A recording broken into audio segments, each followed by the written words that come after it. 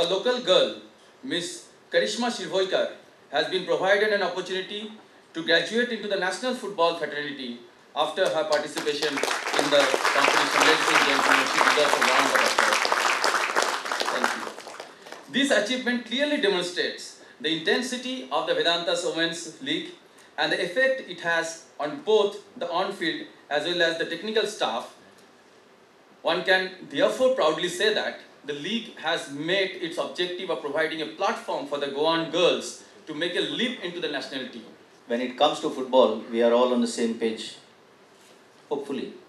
Well, it's a feel-good factor that we have managed to create, I suppose, both Vedanta and the Goa Football Association when it comes to women's football. The whole thing started with a vision that I personally felt that before I complete the tenure, we have to launch the Women's League. And at the right time, Vedanta came and everything went pretty well because the barometer of the success was on a feedback that we got at the last edition.